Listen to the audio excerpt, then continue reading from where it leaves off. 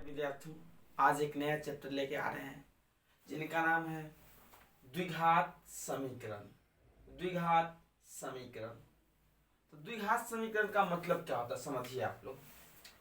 द्विघात द्विघात समीकरण। समीकरण का मतलब क्या होता है? द्वि मतलब तो जानते हैं कि दो होता है, तो वैसा व्यंजक जिसका पावर दो हो तो द्विघात है। समीकरण का मतलब क्या होता है? समीकरण का मतलब होता है LHS बराबर RHS। LHS बराबर RHS। यदि LHS बराबर RHS हो जाएगा तो ऐसी प्रक्रिया को हम लोग क्या बोलते हैं? समीकरण।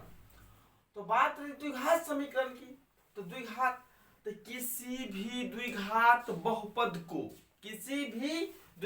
बहुपद को जब हम शून्य के बराबर कर देंगे तो वह द्विघात समीकरण हो जाती है। जैसे कि देखिए 2x² प्लस 3x प्लस 5, ये क्या है? ये क्या है? एक द्विघात बहुपद है। क्या है? द्विघात बहुपद है। और जब इसी द्विघात बहुपद को जब हम शून्य के बराबर कर देंगे तो यह क्या हो जाएगा? समीकरण हो जाएगा। क्या हो जाएगा? यह समीकरण होगा। तो समीकरण का मतलब क्या होता है? LHS बराबर RHS। LHS बराबर RHS इज कॉल्ड इक्वेशन। ठीक है। अब देखिए, तो बात हमको इसमें क्या पढ़ना है? द्विघात समीकरण। क्या पढ़ना है? द्विघात समीकरण का द्विघात समीकरण तो वैसा व्यंजक जिसका पावर दो हो और वैसा बहुपद जिसका पावर दो हो और जब बहुपद को हम जीरो के बराबर कर देंगे तो यही क्या कहलाएगी? द्विघात। ये क्या कहलाएगी? द्विघात द्विघात समीकरण। क्या कहलाएगी? द्विघात समीकरण। ये क्या कहलाएगी? द्विघात समीकरण। क्यों? क्योंकि LHS बराबर RHS। ठीक है। अब इस द्विघात बहुपद में हम पहले विवेचक निकालना सीखेंगे। क्या निकालना? विवेचक। विवेचक। उसके बाद इसका मूल निकालना सीखेंगे। इसका मूल निकालना सीखेंगे। ठीक है। तो आइए द्विघात समीकरण। ठीक है, इसको मिटा देते हैं। समीकरण समझ गए? LHS बराबर RHS। तो द्विघात समीकरण है। इसके समीकरण इसका दुगो मान होगा। यहाँ पर x का दो वैल्यू होंगे। कितने वैल्यू होंगे? तो पूछेगा द्विघात समीकरण में कितने मूल होते हैं? तो द्विघात समीकरण के दो मूल होते हैं। क्यों? क्योंकि जितना पावर रहेगा उतना इसका मूल होगा। जितना पावर रहेगा उतना इसका मूल होगा। ठीक है। अब आइए विवेचक निकालना सीखते हैं। ठीक है, इसको मिटा देते हैं। आइए, ये द्विघात समीकरण है ax² plus bx plus c बराबर 0। ये क्या है? द्विघात समीकरण। तो आपसे ऑब्जेक्टिव एग्जाम में पूछा जाएगा निम्नलिखित में कौन द्विघात समीकरण है, नहीं है, ये सब जानते हैं।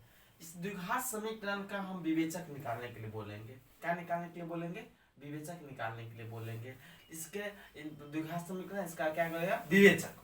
तो विवेचक बराबर होता है फॉर्मूला विवेचक। विवेचक बराबर, इसको डी से सूचित करते हैं। फॉर्मूला होता है d बराबर b² माइनस 4ac। यानी कि आप लिख सकते हैं इसको d बराबर b² माइनस 4ac। ये किसका फॉर्मूला हो गया? विवेचक ज्ञात करने के लिए। किसका फॉर्मूला हो गया? विवेचक ज्ञात करने के लिए। इस d को क्या कहते हैं? विवेचक। d को क्या कहते हैं? विवेचक। तो विवेचक बराबर होता है b² माइनस 4ac। ठीक है। अब ये जनरल फॉर्म है द्विघात समीकरण के।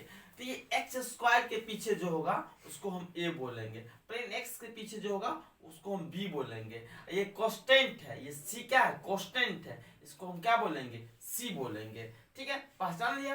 तो d बराबर क्या होता है? b² minus 4ac। ये विवेचक ज्ञात करने का फॉर्मूला। क्या है विवेचक ज्ञात करने का फॉर्मूला? d बराबर b² माइनस 4ac। x² के पीछे जो होगा उसको हम a मानेंगे और प्लेन x के पीछे जो उसका b मानेंगे। कांस्टेंट को क्या मानेंगे? हम c मान लेंगे। ठीक है। तो कोई पूछेगा विवेचक, तो मूल समान होने के लिए मूल समान, तो मूल समान वास्तविक और काल्पनिक, अभी तीनों पर चर्चा करते पहले इसको नोट कर लीजिए। अब देखिए d बराबर b² माइनस 4ac। अगर d बराबर 0 हो जाए, d बराबर 0, d का मान क्या आ जाए? 0 आ जाए, तो मूल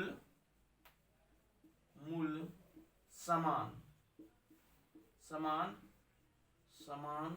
मूल समान और वास्तविक होगा। क्या होगा? मूल समान और वास्तविक होगा। ठीक है, मूल समान और वास्तविक। ठीक है, अगर d ग्रेटर देन 0 आ जाए, d बड़ा, d का मान यानी कि 0 से बड़ा आ जाए, तो मूल क्या होगा, बोलिए। मूल मूल मूल क्या आ जाएगा, मूल क्या आ जाएगा, वास्तविक।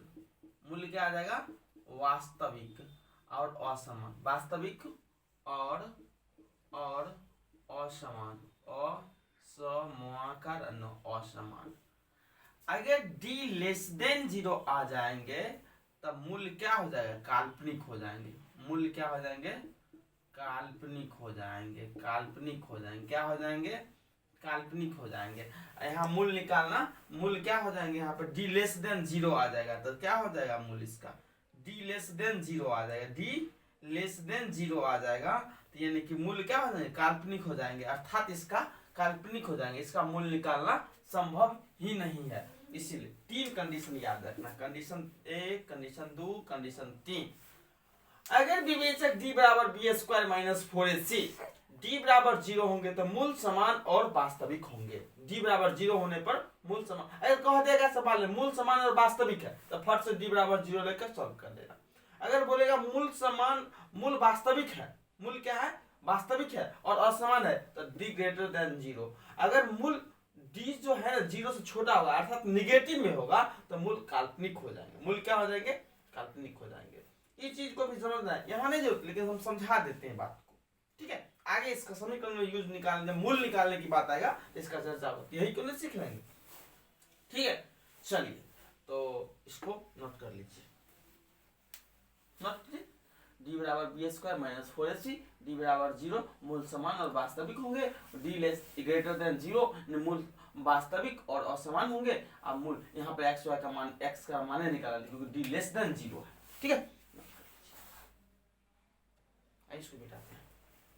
अब इसी पे हम देखते हैं अपने मन से। देखिए, इसका विवेचक ज्ञात करने के लिए बोलेगा, यदि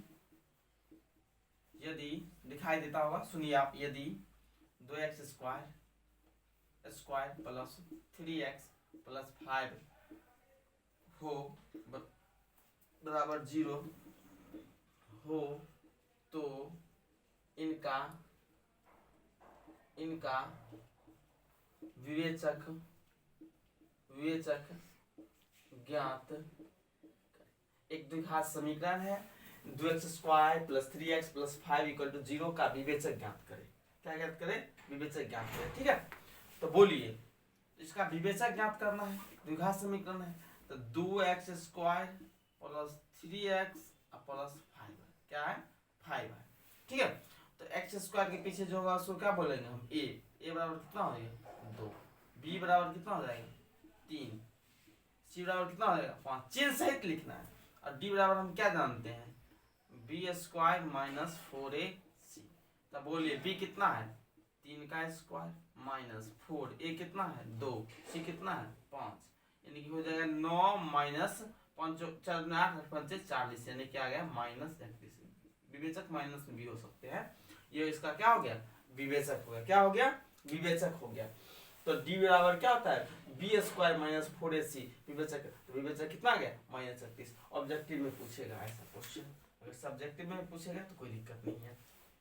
ठीक है, तो d बराबर होता है बी स्क्वायर माइनस 4ac। अब एक्स स्क्वायर के पीछे अगर मान लीजिए एक एग्जांपल और दे, 2x स्क्वायर प्लस 5 बराबर 0 है, इसका विवेचक बोलेगा तो एक्स स्क्वायर के पीछे जो है उसको क्या कहेंगे, हम a कहेंगे। ऐसा बोले b कितना है, नहीं है x, प्लेन x नहीं है 0, c कितना है 5, इसका विवेचक निकाल लेंगे।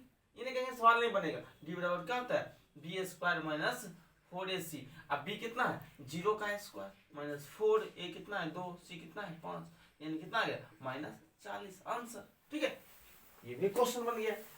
तो ठीक है, इसको समझे होंगे, आशा करते हैं, उम्मीद करते हैं। चलिए नोट कर लीजिए। आइए क्वेश्चन लिए, यदि द्विघात समीकरण 2x square minus kx plus 2 equal to 0 के मूल समान और वास्तविक हो तो k का मान ज्ञात करें। अब बोला मूल समान और वास्तविक है, मूल क्या है समान और वास्तविक है, तो अब k का मान। तब मूल समान और वास्तविक, तो द्विघात समीकरण को लिख लेंगे 2x square minus kx plus 2 equal to 0। अब मूल समान और वास्तविक है तो हम जानते हैं कि d बराबर 0 होता है तभी जाके मूल समान और वास्तविक होते हैं, यानी कि या d बराबर क्या होता है b square minus 4ac equal to 0। बोलिए अब हमको ए बी से पहचानना है, तो बोलिए एक्स स्क्वायर के पीछे जो होगा उसको क्या करेंगे ए बराबर 2, अब बी बराबर माइनस के, सी बराबर 2। अब यहाँ वैल्यू पुट कर दीजिए, तो बी कितना है माइनस के का होल स्क्वायर माइनस 4, ए कितना है 2 और सी कितना है 2 बराबर 0। ये हो जाएगा के स्क्वायर माइनस 4 दूनी 8 दूनी 16 बराबर 0। ये आ जाएगा के स्क्वायर बराबर 16, इसीलिए के बराबर प्लस माइनस 4। आंसर के का वैल्यू कितना आ गया प्लस माइनस 4, क्योंकि देखिए ये द्विघात समीकरण है, इसके दो मूल होंगे। अब इसका 4 का वर्गमूल ये समीकरण है ना, इसलिए समीकरण प्लस और माइनस में होता है। 16 का वर्गमूल प्लस 4 भी और माइनस 4 भी होता है, ठीक है। तो इसको नोट कर लीजिए, के का वैल्यू निकालने का एक हो गया, तो इस तरह कर लीजिएगा सॉल्व, ठीक है। तो विवेचक मूल समान है तो डी बराबर 0 और एक्स स्क्वायर ये यहाँ लिख लिए है, और डी बराबर क्या होता है b square minus 4ac equal to 0, क्योंकि मूल समान है तो यहाँ से के का मान निकाल लिए। अब आइए इससे थोड़ा आगे बढ़ते हैं, ठीक है, गौर फरमाइएगा। तो मिटा दे, आइए एक जो घात समीकरण है x square plus b x plus c equal to 0। अब इसका हम मूल्य ज्ञात करना सिखाते हैं, कल प्रूफ कर देंगे, आज फॉर्मूला लिख देते हैं, याद कर लीजिएगा। मूल्य ज्ञात करना है इसका ना, इसका मूल्य ज्ञात करने के लिए गुणनखंड विधि भी है, एक पूर्ण वर्ग विधि भी है, और यहाँ x बराबर फॉर्मूला पढ़े हम लोग, फॉर्मूला सूत्र विधि minus b plus minus under root b square minus 4ac अब बट्टे 2a। यही है द्विघात समीकरण का सूत्र, यही है द्विघात समीकरण का सूत्र। x बराबर minus b plus minus under root b square minus 4ac बट्टे 2a। इसको ऐसे भी लिख सकते हैं, x बराबर minus b plus minus under root D विवेचक बी स्क्वायर नहीं होता है अब बट्टे 2a, ठीक है। ये भी याद रखिए, कल इसको मैं प्रूफ कर दूंगा अच्छा से, ठीक है, क्योंकि वीडियो लंबा हो जाएगा, पुनः अपलोड करने में दिक्कत होगा। तो आप याद रखिएगा द्विघात समीकरण का सूत्र x बराबर minus b plus minus under root b square minus 4ac बट्टे 2a। ये भी याद रखिएगा x बराबर minus b plus minus under root d बट्टा 2a। इसको याद रखना है, ठीक है, कल इसको मैं प्रूफ कर दूंगा, इस पे 2 क्वेश्चन बना देंगे, ठीक है। तो धन्यवाद प्यारे बच्चों, आशाएं करते हैं, उम्मीद करते हैं कि आपको अच्छा लगा होगा। यदि अच्छा लगा होगा तो देखिए, इसको आगे शेयर भी कीजिए और चैनल को सब्सक्राइब कीजिए, और आने वाले दिनों में और बेहतरीन पढ़ाने का उम्मीद रखिए आप हमसे। जरूर आपको बेस्ट से बेस्ट एजुकेशन हम देंगे। अभी तो छोटा छोटा बोर्ड है इसीलिए इस पर ऐसे कर रहा हूँ, ठीक है। बाद में मार्च अप्रैल के बाद जब मेरा एग्जाम खत्म हो जाएगा तो आप लोग के लिए पुनः फाउंडेशन एकदम A to Z बात हम पढ़ा देंगे आपको बढ़िया से, ठीक है, कोई दिक्कत नहीं होगा, एकदम चैप्टर वाइज आपको थ्योरी, उसके बाद फिर सवाल। जब तक नहीं करेंगे तब तक नहीं दम सांस लेंगे हम आप लोग की सेवा में, ठीक है। तो अभी हमारे चैनल को सब्सक्राइब कर दीजिए और एकदम शेयर कर दीजिएगा, आपको अच्छा लगता होगा वीडियो तब, ठीक है। धन्यवाद, जय हिंद, जय भीम।